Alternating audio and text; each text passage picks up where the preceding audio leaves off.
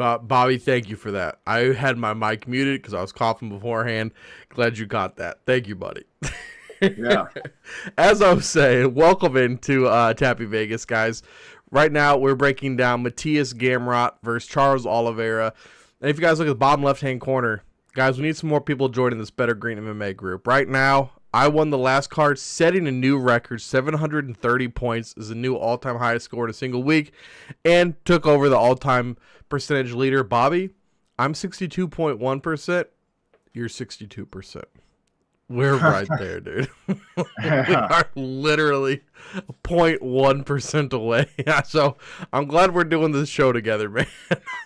Yeah. Guys, I changed my strategy a little bit. I actually went into AI, used a algorithm, ran 10,000 simulations, and I'm actually going to do all my picks, Bobby, based on the AI predictions and what the model thinks who's going to win.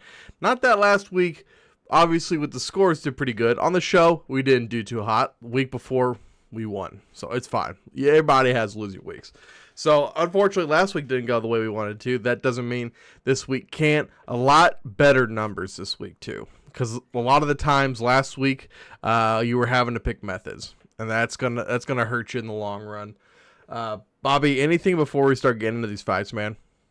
No, I got nothing so far. Let's do it, dude. First one, Janata Deniz versus Mario Pinto. Bobby, Yeah. I wanted to take Pinto here.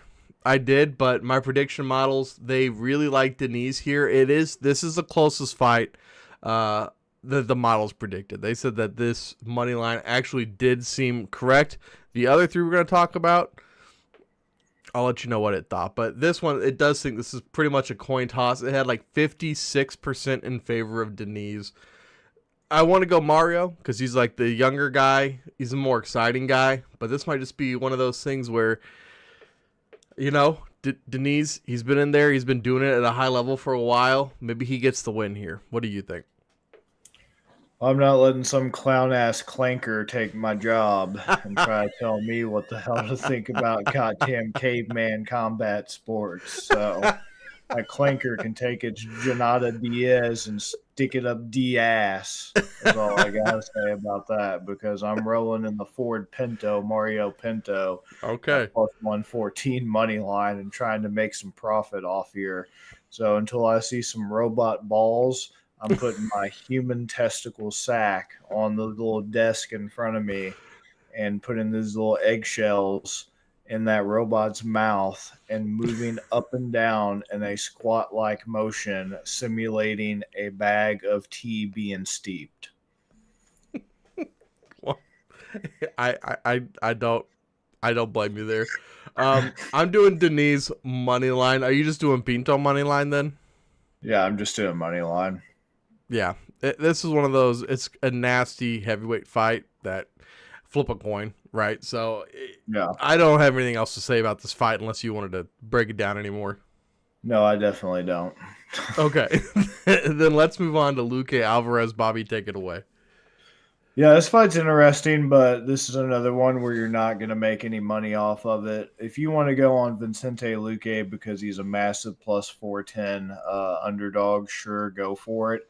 I will say it's a bit wild that Joe Alvarez is a minus 550. It's one of the biggest betting discrepancies on this card now. It started off as Figgy Montel Jackson, but we'll get to that in a minute. Now it's Alvarez and Luque, but I mean, you can't really argue with it, right? I mean, Alvarez is 22-3, coming off the KO TKR of Drakkar Close, which is nothing to, rant and rave about. But the Elvis Brenner finish was nice. The Mark Diakase sub was nice for all the people who were just like, oh my God, Diakase's so good. Like, he hasn't lost since 2022 when he lost to Sarukian. It's Sarukian that he lost to. Come on now. Before that, guy was just on a tear, man. Like, was he even undefeated? No, he had lost to Damir Ismagulov, who had a lot of hype in 2019 before that.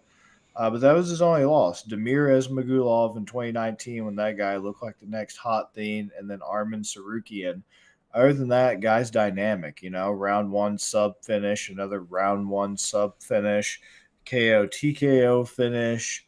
Another KO TKO, sub finish. Like the guy's just KO TKO, KO TKO, just a finishing machine. And Luque is a guy that not that long ago had a pretty severe brain bleed that people thought would, severely jeopardize his career, and he wouldn't even be able to fight anymore. Last fought in June, got subbed pretty easily by Kevin Holland. Before that, he managed to beat Themba Gorimbo. Congratulations, you beat Themba Gorimbo. Here's your paper mache medal. Barely beat a ancient RDA. Like, I just don't see it for Luque, man. 33 is not old for that division, but the wear and tear, the mileage, the losses are starting to catch up. 23-11 at this point. All those all the damage he's taken with that, medical issue, with that brain bleed and everything. I got to go Alvarez here at the minus 550. It's a bit ridiculous when you start to see odds that crazy. It even caught up to Bo Nickel before too long, right? Where he was just massive favorite, but I just don't see Luque honestly having much of a shot here. You're just not even getting the method by much here. Subs plus 165, KO TKOs plus 140, decisions plus 550.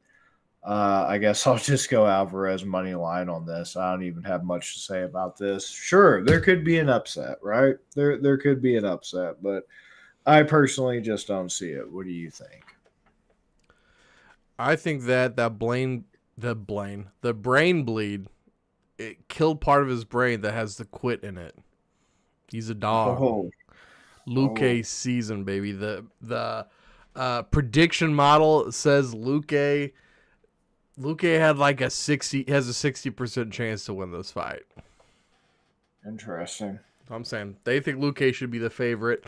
So yeah, I'm gonna go Luque here on the money line, man, at the plus 410. Once again, just trying something new today. Real quick too, I meant to get into the betting splits. Denise, the fight we just talked about, 33% of the bets, 87% of the money. A shite ton of sharp money coming in on Denise. And then Pinto, 67% of the bet, 13% of the money, which, other side of that coin, you could say, well, the 13% at minus 142 is going to be much more appetizing to Vegas. I get that. Then we have Luque. Bobby, 2% of bets on Luque. 0% of the money. Interesting. 98% of bets on Alvarez, 100% of the money.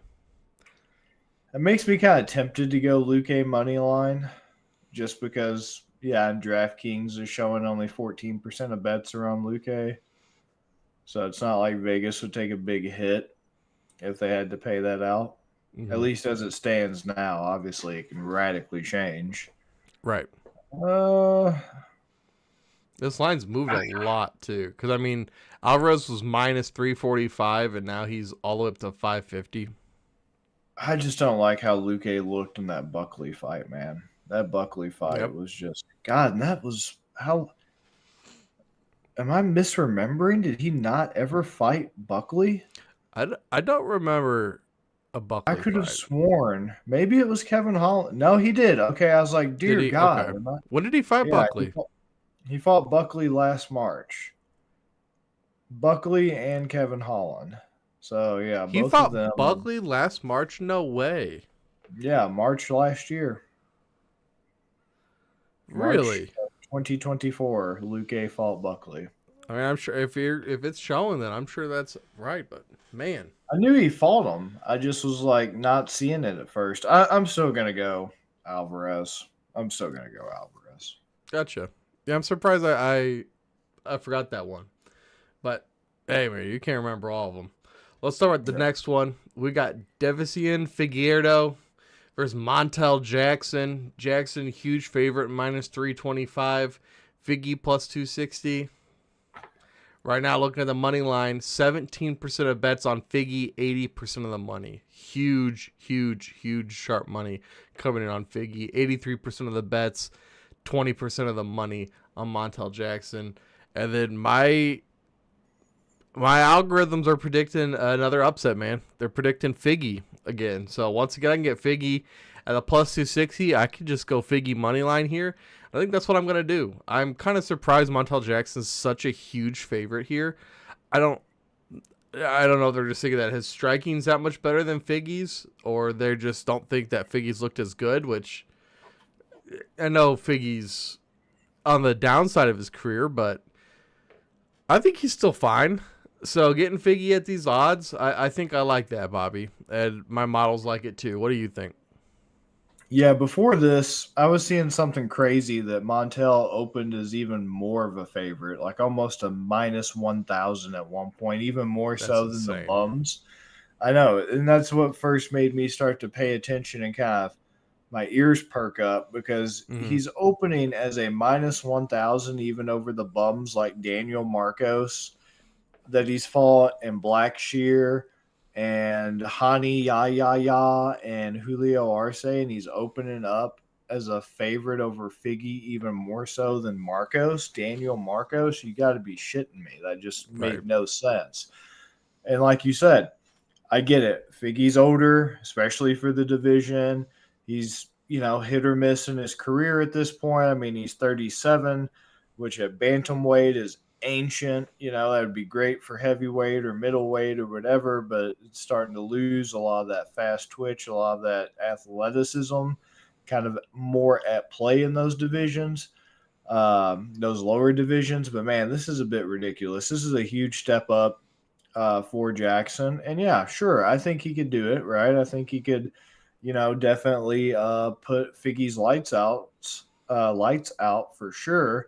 But I mean, this is a guy who just went to a very close decision last November with Peter Yan, Mm-hmm. won against Cheeto Vera, submitted Cody Garbrandt, Mm-hmm. beat Rob Font in a striking match. He's had a lot of success. I mean, he had a weird leg entanglement thing with Corey Sandhagen this past May that led to him being KO TKO'd, but I don't think Montel Jackson's going to get any leg entanglements. I think he's going to be in a striking match, and I think he's just up to this point been pretty one dimensional because I mean he's not really had to be anything different, right? Like Mm-hmm. up until that Marcos fight, he was just knocking guys out in like 18 seconds or maybe 3 minutes in, type thing. I just like, for the most part, what I'm seeing with Figgy on this. And I think I'm with you at the plus 260 money line. I think this is Figgy's a case by case, whether or not I'm rolling with him on bets here on out. Yeah. But on this one, I'm going to go with the vet edge. I'm going to go with the experience edge. I'm going to go with the more well rounded skill set. Still seeing signs of life in Figgy at this point. I know when the end does come, it's pretty drastic and it's pretty steep. But plus 260 money line is just way too good to pass up. Yeah. And this is one of those two that I feel like I haven't picked Figgy very much at all lately. But like you said, case by case basis, this feels like one of those bases to take them. Bobby, guys, we had 5 fights today. One of them fell through. We were looking at the it was Muhammad Johnny Walker's, right? Usman, Yeah, Walter his brother. Walker, Muhammad Usman. Yeah, sorry guys, that fight fell through, so it's gonna be a little shorter episode today. I'm sure there's no complaints. Charles Oliveira versus Gamrot. Bobby, take the main fight away, bud. Yeah, another close fight here between Gamrot and Oliveira. Oliveira, we already know who he is. We know who Gamrot is at this stage of their career. Really good main event for a free fight card. Definitely will be tuning into this main event for sure. 25-3 Gamrot, 35-11 Charles. Odds are pretty accurate on this, I feel like. Last I checked this on DraftKings, shout out to DraftKings, it was very close, almost a pick 'em. And I don't disagree with that, right? I think if anything, Charles should be a slight dog, with Gamrot being a little bit of a favorite. But right now you got Oliveira minus 102, Gamrot at a minus 118. So I don't hate it. 74% according to DraftKings, 74% are rolling with Oliveira on their bets, 26 with Gamrot, which is not really surprising because Oliveira still has more name recognition and, the longer career in the UFC. Gamrot's had a pretty long career as well, but coming over from W to the UFC. You know, most people are kind of not as familiar with him. I think that might play a role in why you're kind of seeing most of the bets on Oliveira there. And yeah, this is actually something that it's kind of hard to go with a method, but if you do, you could end up pretty good. You got Oliveira KO TKO at plus 400, Oliveira sub plus 275, Oliveira decision plus 600, Gamrot KO TKOs plus 350, Gamrot sub plus 700, Gamrot decision plus 250. Yeah, this is a tough fight. Both of these guys are just so amazing in the division. Only have ever lost, you know, to the elites.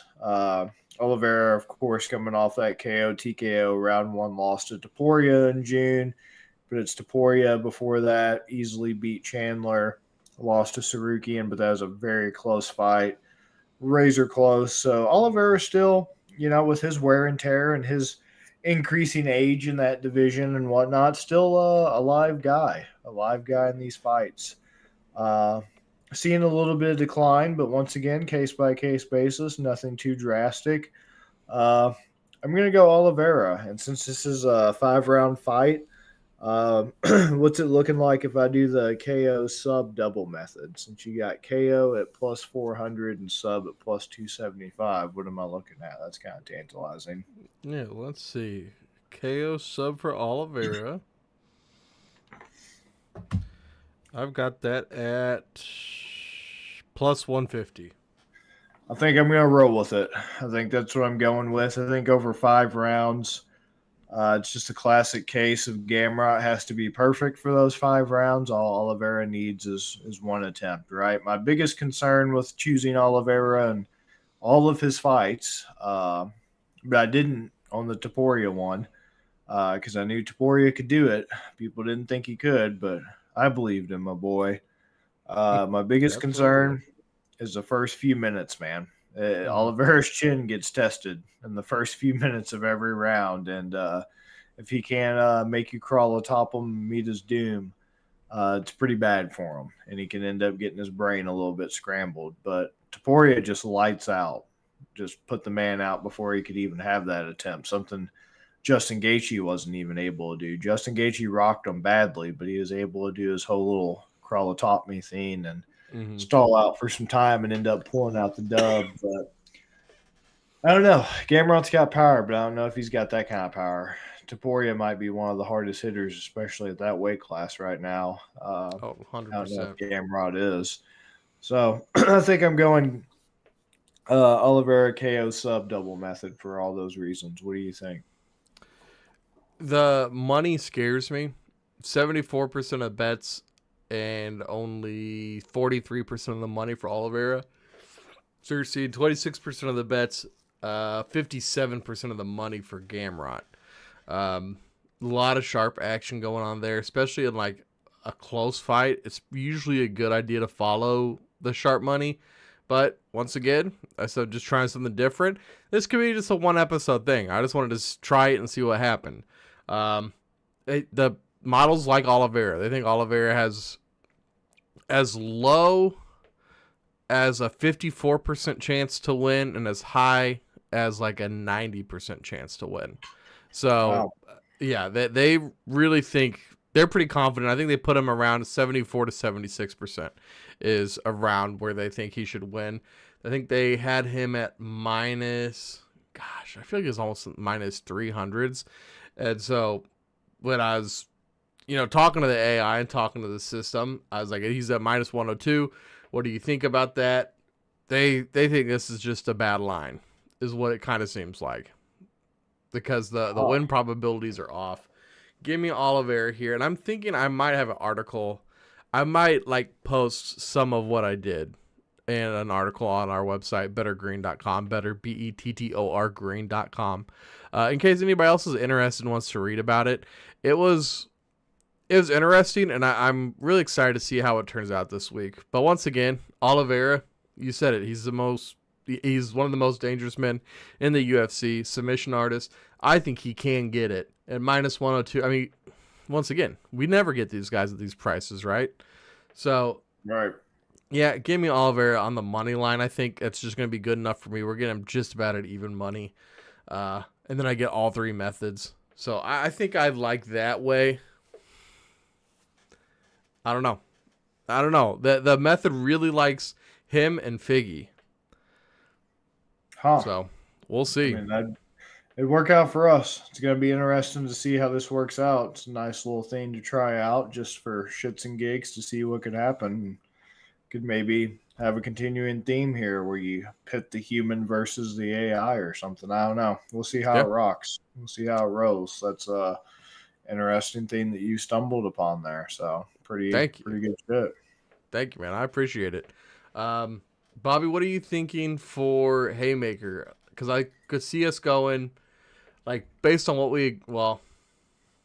you like Alvarez. I was going to say Oliveira sub, or even looking at, like, I wonder what a Luque sub would be if his money line's at plus 410.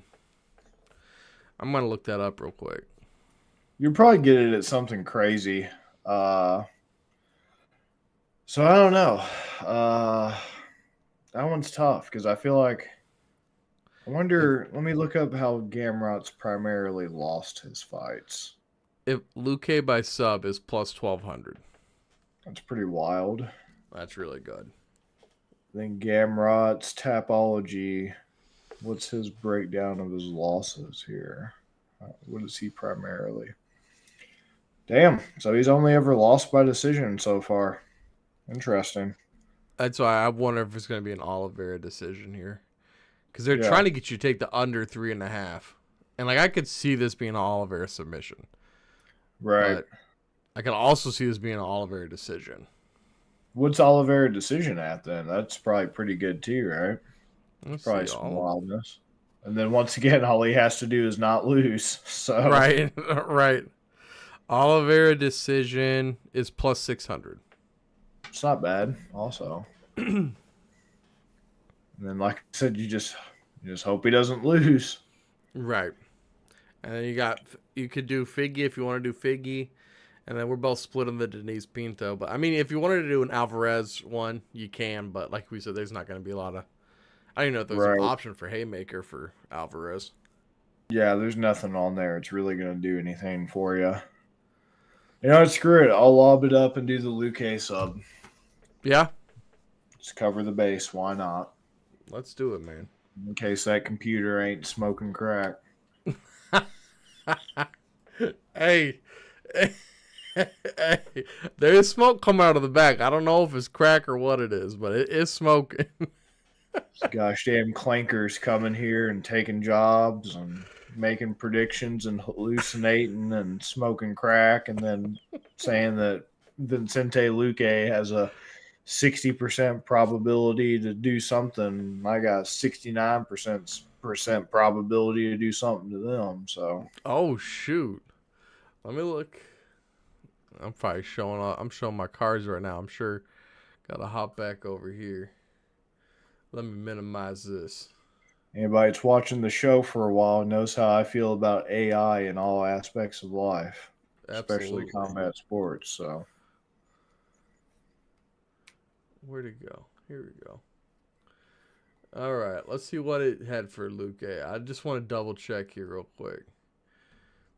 Luque win probability. I was wrong a little bit. Bobby, it's 72.97. It's pretty good, though. Pretty high confidence. That's even better, man. So throw it over here. And at plus 410, that's an implied probability of 19.5%. Huh. So they're saying there's a huge discrepancy there. I used the Monte Carlo simulation. I couldn't remember the name. It's 10,000. It like runs the simulation 10,000 times. Interesting.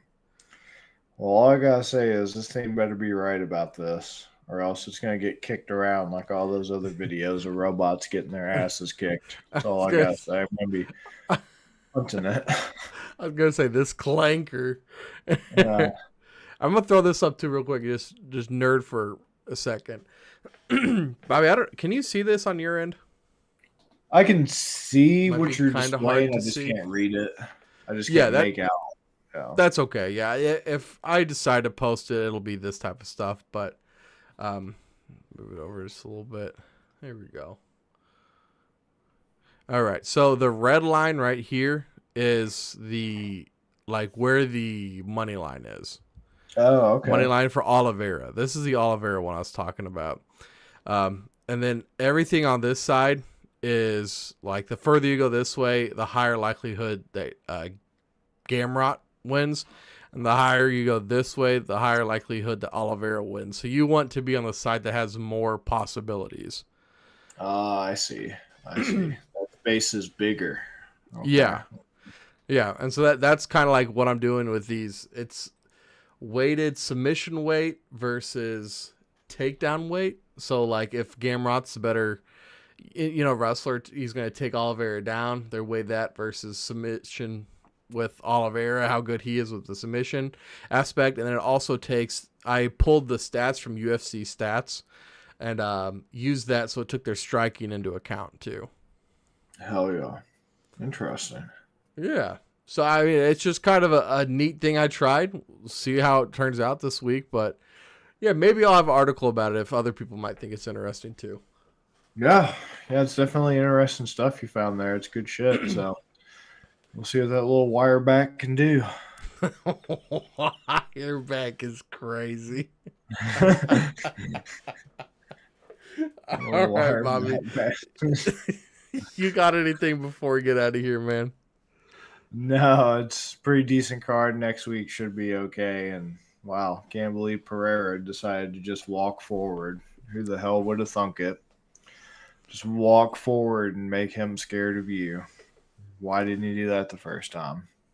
Yeah, I mean, he's acting like he was dying. I didn't know he was so injured going in. Maybe I just didn't pay enough attention, but Yeah, I guess he really was. I guess it wasn't just a case of what every fighter says. Every fighter comes in with a right. blown off, distorted penis, Peyronie's disease, gonorrhea in both eyes. Like everybody comes in with it, but apparently, I guess he really was just tore up from the floor up and had a pink sock coming out the other end. And I guess they're talking about, just right before we get out of here, they're talking about him moving up to face heavyweight. Han Jones?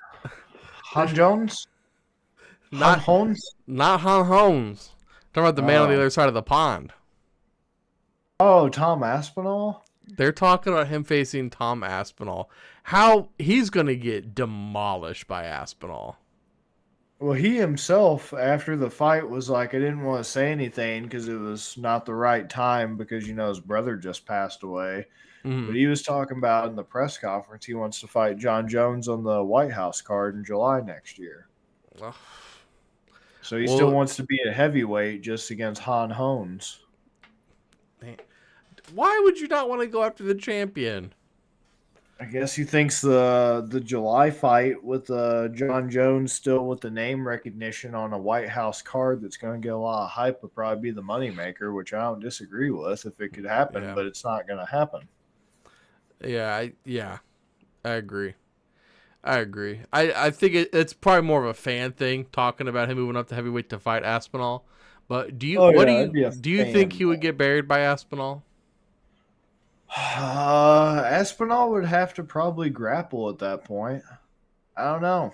My main criticism against Aspinall is the same thing that it's been before that I first noticed in the Curtis Blades fight when I was doing tape watch, is that he still just squares himself up with his feet right next to each other when he's moving around. He doesn't evade in a angular way, I guess you could say. He backs up in a straight line.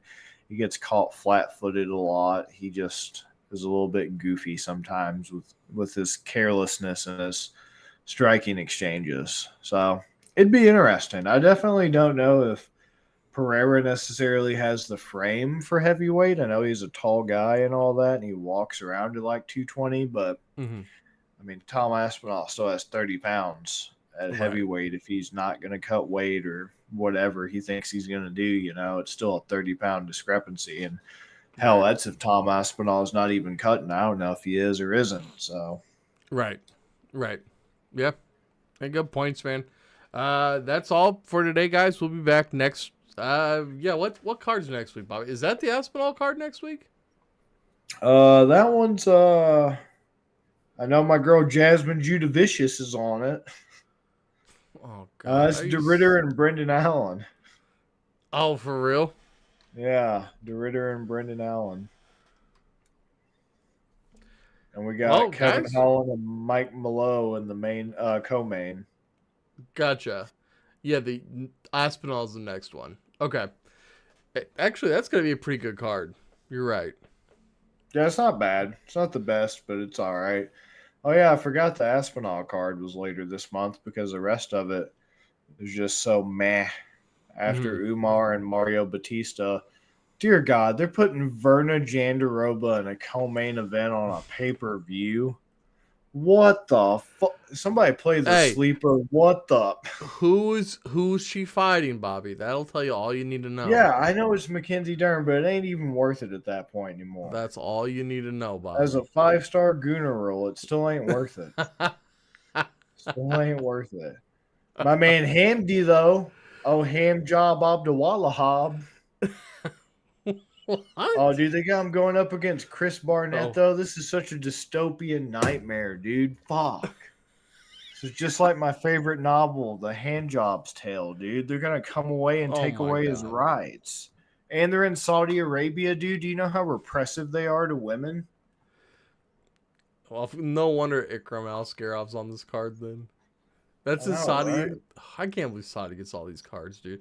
But did you see the next one, dude? The next one's headlined by Steve Garcia and David Onama, co-main, Waldo Cortez Acosta, and Auntie Dalia. You don't like Auntie Dalia, you casual? You don't like David Onama? This dude doesn't know who David Onama is, chat. Roast him. He doesn't know who David Onama is. Bro, that's going to be so bad. Dude, please tell me you're not. Please tell me you're not going to skip the Isaac Dogarian and Yadier Deval fight. Please tell me you're not skipping that fight, bro. It's got low-key banger written all over it, dude. Sneaky banger. Dante Johnson and Nick Klein, dude. Underrated sneaky banger. Underrated sneaky banger, dude. Two guys just going at it for that last $5 off a Slim Jim coupon. Yeah, right. All right, guys, we're going to get out of here.